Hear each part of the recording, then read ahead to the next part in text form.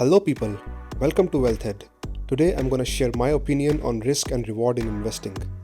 But before I start, I just want to let you all know that none of this is financial advice and it's just for entertainment and educational purpose only.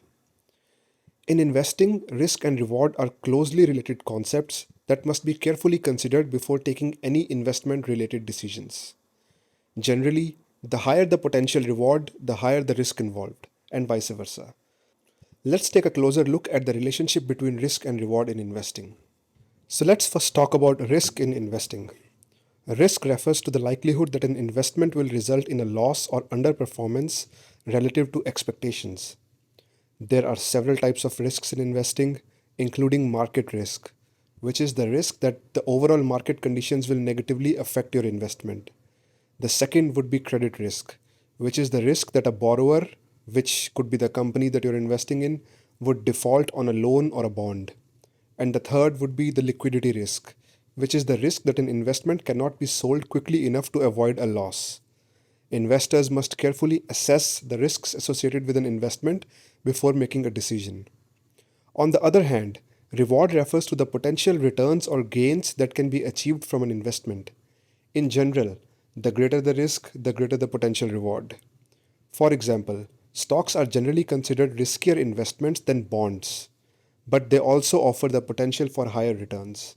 Rewards can come in the form of capital gains, which would be the increase in the value of investment over time, or in the form of income, such as dividends and interest payments. Investors must strike a balance between risk and reward based on their individual financial goals, risk tolerance, and time horizon. A more aggressive investor may be willing to take on more risk for the potential of higher returns, while a more conservative investor may prefer to prioritize the preservation of capital over potential gains. It is very important to remember that there is no guaranteed way to eliminate risk entirely, and all investments carry some degree of risk. So, risk and reward are two crucial factors to consider when making investment decisions. Understanding the relationship between the two can help investors take informed decisions that align with their personal financial goals and risk tolerance. An important metric related to risk and rewards is the risk reward ratio, which measures a trade's potential loss versus its potential profit. The predicted rewards of an investment and the level of risk to attain those returns are often compared using risk reward ratios. It's frequently desirable to have a lower risk to return ratio because it indicates a lesser risk for a same possible benefit. For example, let's take a scenario that an investor buys 100 shares of XYZ Corporation at $10 each and executes a stop loss order at $5 in order to limit losses to $500. Assume further that this investor thinks that XYZ's price would rise to $20 in the upcoming few months. So in this case, this person is willing to lose $500 for a potential gain of $1,000. So the investor would be deemed to have a 1 to 2 risk reward ratio on that specific investment, as they stand to make twice what they have risked. Market strategists often estimate that the optimal risk reward ratio for their investments is around 1 to 3, or 3 units of projected return for every additional unit of risk. Different trading strategies have quite different ideal risk to reward ratios. The ideal risk reward ratio for a specific trading strategy is typically determined by trial and error approaches, and many investors have a pre specified risk reward ratio for their investments. Be aware that risk reward ratio can be calculated both subjectively, that is, based on an investor's personal risk tolerance, and objectively, that is, using an investment's risk return profile. It is possible to calculate expected return in a number of different methods, such as by extrapolating past returns into the future, calculating the weighted probabilities of potential outcomes, or by employing a model like the capital asset pricing model. Investors can use a range of techniques, including fundamental research, historical standard deviation of price action, technical analysis of past price data, value at risk models, and corporate financial statements to evaluate the possible loss. These techniques can assist investors in identifying variables that may affect an investment's value and in calculating the possible risk. Although an investment with a low risk reward ratio sounds lucrative, but a ratio that is too low should be met with suspicion. The risk to reward ratio of a trade merely displays the potential for gains and losses. It says nothing about the likelihood of either outcome happening.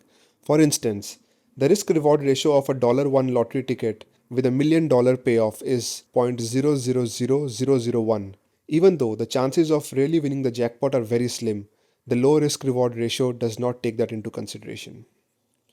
Managing risk and reward when investing is a crucial aspect of successful investing. Here are some strategies to consider.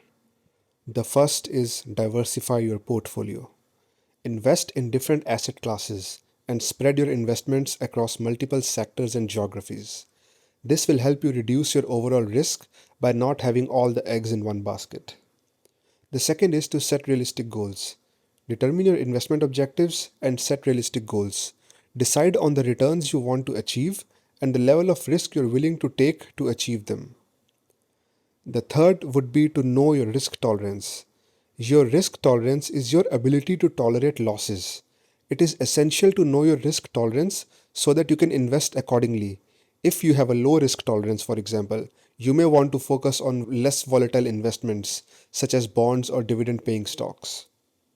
The next is to use stop loss orders. A stop loss order is an order to sell a stock when it reaches a certain price point. This can help you manage risk by limiting your losses if the stock price drops. The fifth is to rebalance your portfolio. Rebalancing involves adjusting the percentage of each investment in your portfolio to maintain your desired level of risk. This can help you take profits from investments that have performed well and reinvest them in those that have not. And the last is to keep an eye on fees. The fees associated with investing can significantly impact your returns. Look for low-cost investments such as index funds or exchange-traded funds to help keep your costs down.